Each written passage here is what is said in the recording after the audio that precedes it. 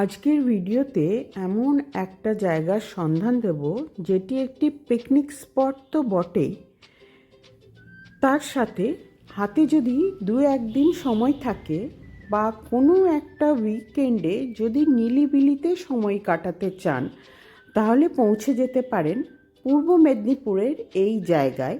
এটি হলো গেঁয়োখালি। কলকাতা থেকে বাই রোড দীঘা যাওয়ার পথে পড়ে নন্দকুমার থেকে লেফট সাইডে রাস্তা চলে যাচ্ছে মহিষাদলের উদ্দেশ্যে।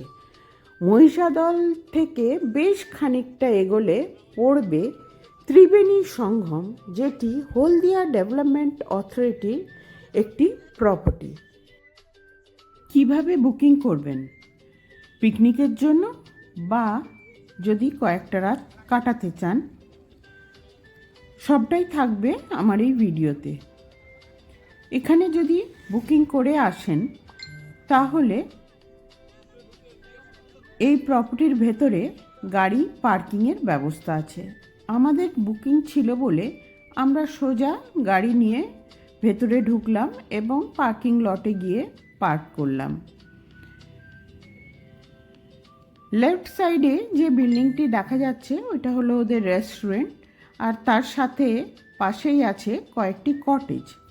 আবার এখানে কিছু রুমসও আছে কটেজের বাইরে। ওই দূরে যে ইয়েলো কালারের বিল্ডিংটি দেখা যাচ্ছে ওই ইয়েলো বিল্ডিংয়ে বেশ কয়েকটি রুম আছে যেখানে থাকার ব্যবস্থাও আছে। কলকাতা থেকে নিজস্ব গাড়ি নিয়ে এলে মহিষাদল রাজবাড়ি দেখে এখানে কিন্তু নাইট স্টে করতেই পারেন। আমরা পার্কিং লটে গাড়িটি পার্ক করে তারপর একটু এগিয়ে হাঁটা পথে পৌঁছে গেলাম আমরা যেটা বুক করেছিলাম টেন্ট হাউস তার কাছে।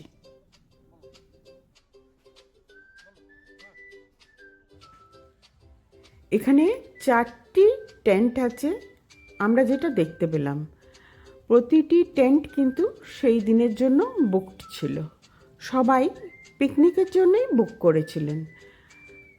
এই টেন্টগুলির সাথে বেশ অনেকটা করে ওপেন স্পেস আছে বলে পিকনিক করার জন্য খুব সুবিধাজনক। এই টেন্টের সাথে যে জায়গাগুলি আছে বা ওপেন স্পেসগুলি আছে সেখানে বসা বা রান্নার জোগাড় করা বা রান্না করা সবটি করা যাবে, কারণ এখানে জলেরও সুব্যবস্থা আছে। আমরা এরকম একটি টেন্ট বুক করেছিলাম। টেন্টের একটা ভিউ আপনাদের সাথে শেয়ার করে নিই। যেহেতু অনেকে আমরা গেছিলাম তাই একটা টেন্ট বুক করলে ওয়াশরুমের মানে পরিষ্কার পরিচ্ছন্ন একটা ওয়াশরুম পাবো, সেই হিসেবেই এই টেন্টটি বুক করা হয়েছিল। এই টেন্টটি বুক করার জন্য চার্জ পড়েছিল 1600 টাকা, প্লাস পিকনিক যারা করতে গেছে তাদের পার হেড 50 টাকা করে দিতে হয়েছিল। আমরা টেন্টের যে দু সাইডে দুটো ওপেন স্পেস আছে, একটিতে আমরা সবাই বসেছিলাম, কিছু হেল্প করছিলাম, যারা কুক গেছিল তাদেরকে কিছু কাটাকাটি করে দিচ্ছিলাম, আর আরেকটি সাইডে রান্না হচ্ছিল।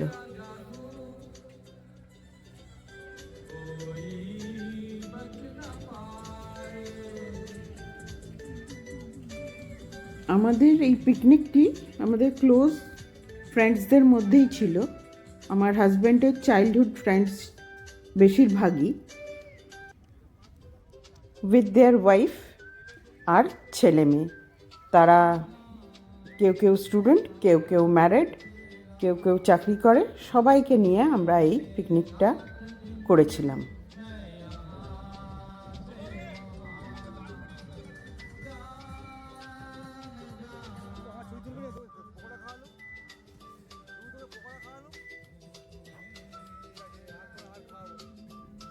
As a whole we enjoyed a lot. এখানে আমরা খুব এনজয় করেছিলাম। নাচতে না জানলেও অনেকে নাচ করেছিল, আবার যারা নাচতে জানে তারা তো অবভিয়াসলি খুব ভালো নাচ করেছিল।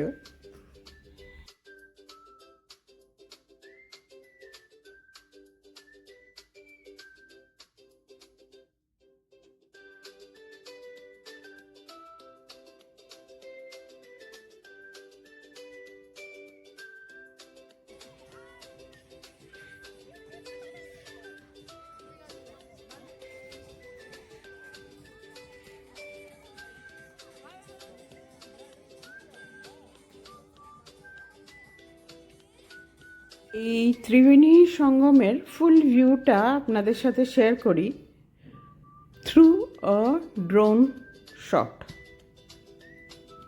এই পুকুরটার গায়েই ছিল এই 4টি কটেজ, আর আমাদের ফিস্ট বা পিকনিক যেটাই বলেন এখানেই হচ্ছিল।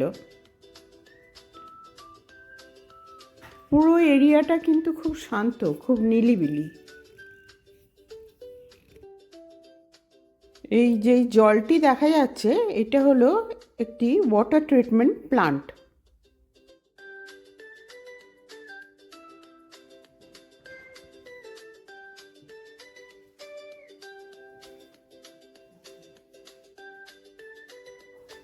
আর ওই যে দূরে দেখা যাচ্ছে কুয়াশা আচ্ছন্ন ঠিকই, ওইটা হলো নদী।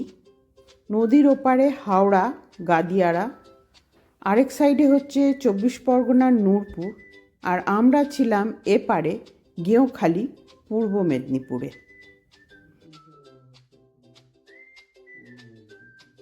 এই রিসর্টটি ত্রিবেণী সঙ্গম নামকরণের পেছনে কারণ হলো এইখানে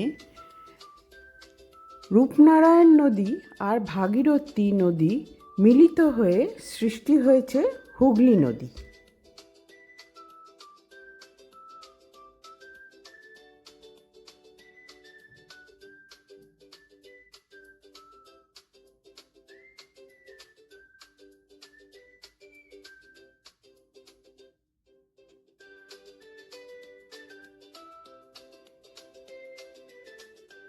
রান্না কমপ্লিট হয়ে যাওয়ার সঙ্গে সঙ্গে আমরা লাঞ্চ সেরে আমরা ডিসাইড করলাম আমরা যাব হাওড়ার গাদিয়ারায়। সেই মতো ত্রিবেণী সঙ্গমের মেন এন্ট্রেন্সের মুখে টোটো পাওয়া যায়, সেখান থেকে টোটো ভাড়া করে আমরা পৌঁছে গেলাম লঞ্চ ঘাটে।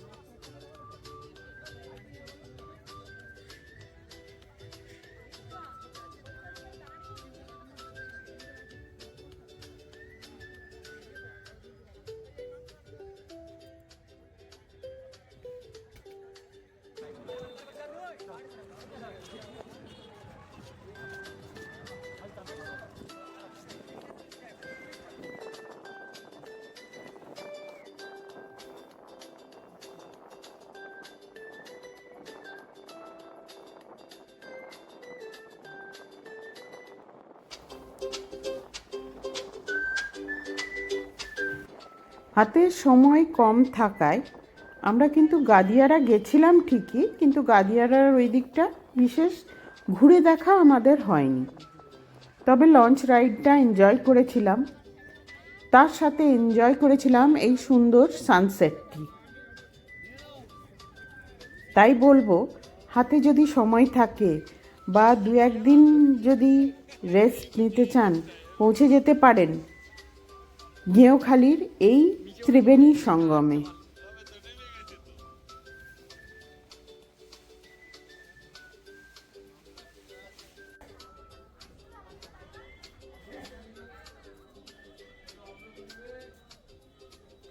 লঞ্চটি গাদিয়ারায় পৌঁছতে আমরা জেটি ক্রস করে বেরিয়েছিলাম। বেরিয়ে চারদিকটা একটু ঘুরে নিয়েছিলাম। সামনে বেশ কয়টি চায়ের দোকান ছিল, সেখানে চা খেয়ে নদীর পাড়ে খানিকক্ষণ বসে থেকে আবার ব্যাক করেছিলাম ত্রিবেণী সঙ্গম। ত্রিবেণী সঙ্গম যখন ফিরে এলাম তখন পুরোপুরি অন্ধকার।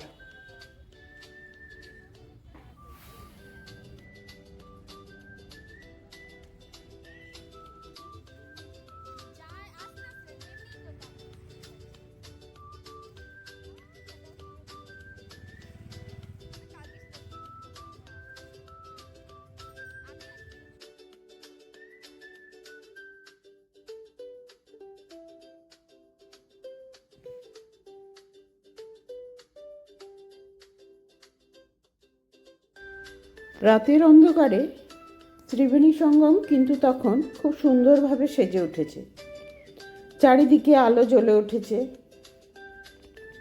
তাই ভাবলাম এই ভিউটা না ক্যাপচার করলে ভিডিওটা অসম্পূর্ণ রয়ে যাবে। আপনাদের জন্য ত্রিবেণী সঙ্গমের রাতের ভিউটাও ক্যাপচার করে রাখলাম।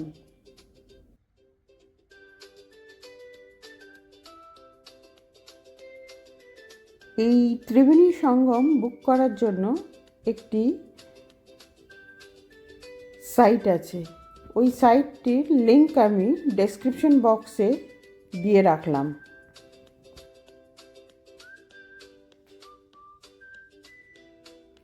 অনেকটা পথ ফিরতে হবে, তাই তাড়াতাড়ি আমরা সবাই টেন্টে গিয়ে আমাদের জিনিসপত্র কালেক্ট করে মধুর স্মৃতিগুলোকে সাথে নিয়ে বাড়ি ফিরলাম। ভিডিওটা শেয়ার করার কারণ একটাই, সবাই মোটামুটি আমরা বন্ধু, অনেক দিনের একসাথে পথ চলা, মানুষের জীবনের দাম খুবই কম, তাই ইউটিউবের পাতায় আমাদের এই স্মৃতিটাকে গচ্ছিত করে রাখলাম। So stay in touch with Soma and her passion. See you all my friends and love you all. Bye.